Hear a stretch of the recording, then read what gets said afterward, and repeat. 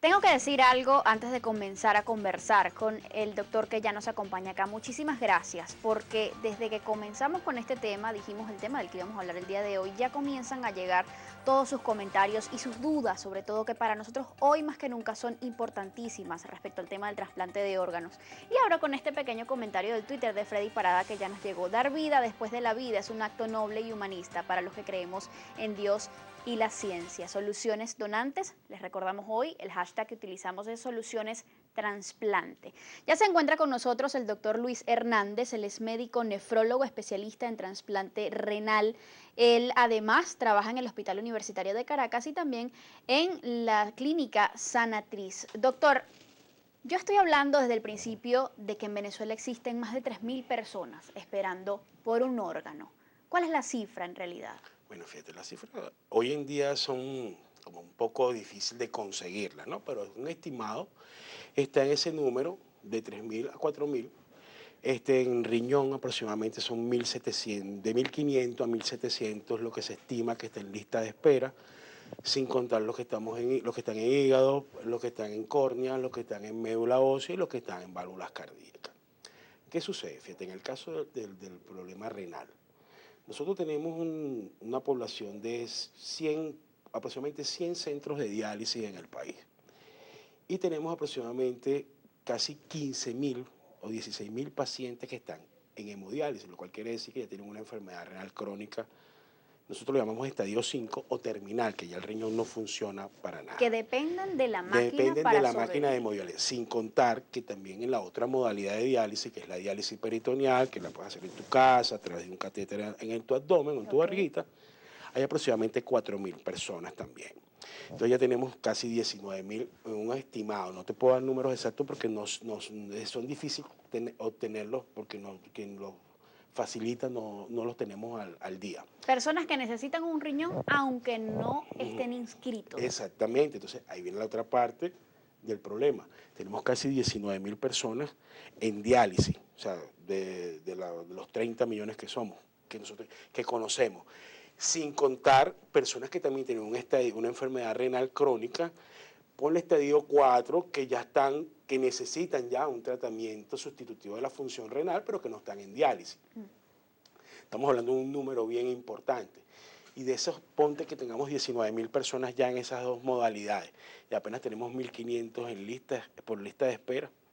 O sea, tenemos un ¿Por qué déficit. ocurre eso, doctor? Mira, lo que ocurre es lo siguiente, que es que hay como ha mermado mucho lo que es la campaña de la donación de órganos.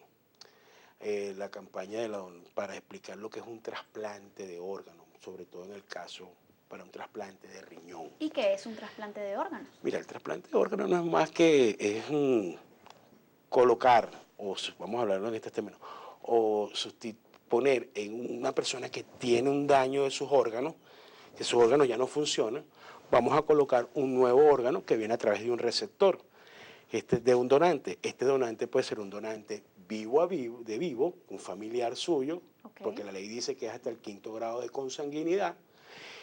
Se hace sus excepciones con los cónyuges, que usted me lo tiene que demostrar a la ley, que usted tiene su cónyuge, son casados, que tienen Acta de un matrimonio, concubinato, pero presentarla, en ya fin. está, todo eso.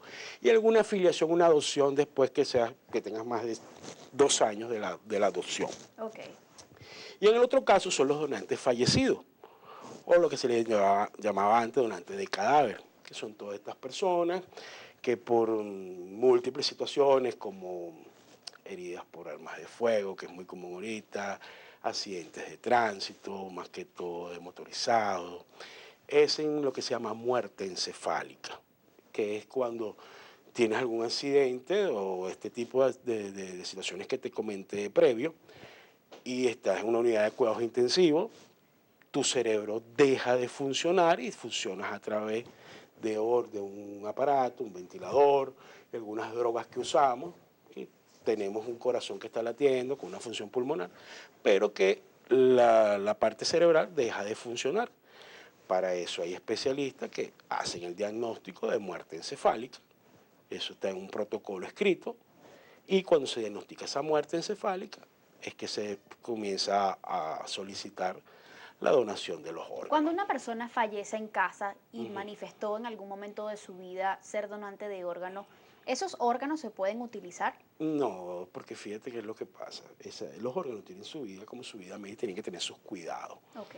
Esto es más que todo para pacientes que tienen este tipo de muertes. Pues. Falleces en tu casa, ya después de 1 hora, 2 horas, estos órganos comienzan a declinar y no sirven no tienen los cuidados previos para poder realizar un trasplante de órganos. Perfecto, esa duda había que aclararla porque es una pregunta además muy frecuente. Sí.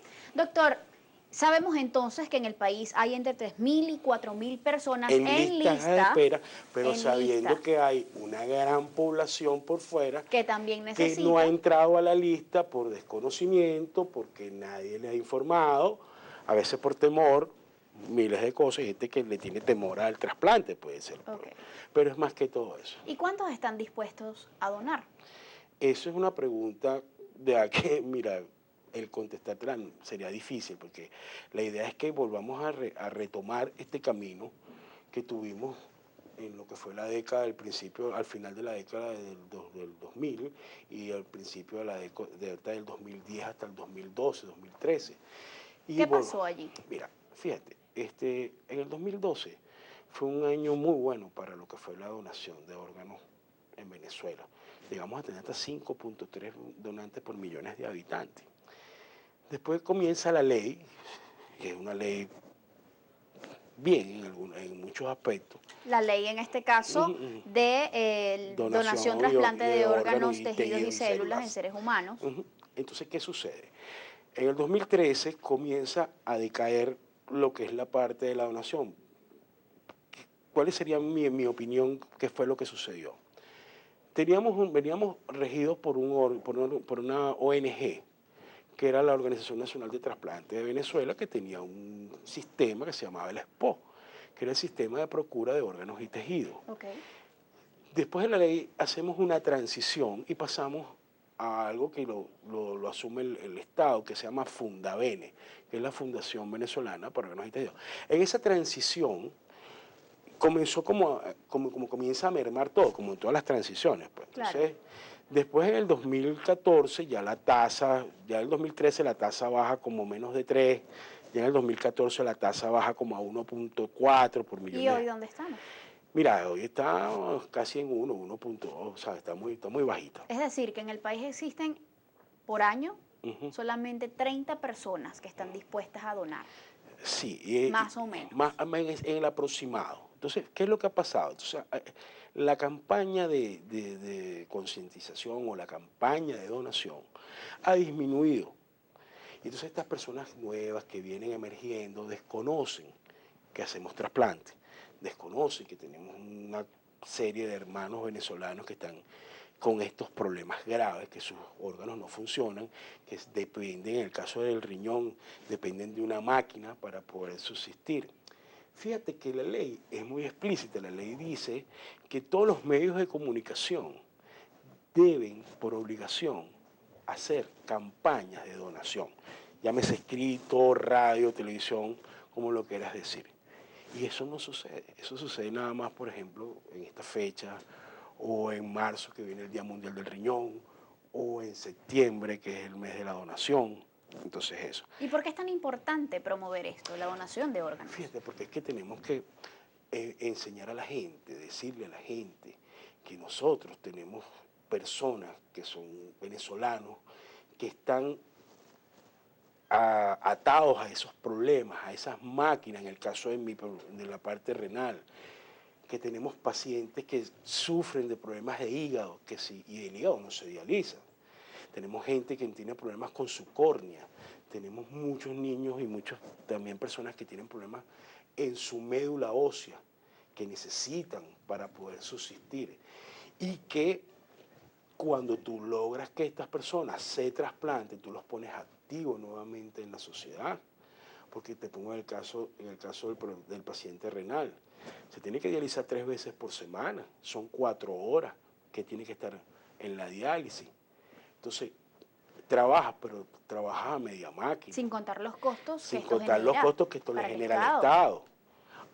Entonces, esos son costos que si tú comienzas con un proceso de donación, comienza esta nuevamente a crecer, tú activas a estas personas y entonces no solo la parte de que activar a la sociedad, la parte psicológica de esta persona también cambia, su familia, su entorno familiar comienza a ser una cosa que está mucho mejor, porque esto también afecta a la familia, porque hay personas que no pueden ir solo a una unidad de diálisis. ¿Quiénes lideran hoy el trasplante de órganos en Latinoamérica? ¿Cuál es el promedio de la región? Mira, el De eso promedio, vamos a hablar al regreso de esta parte.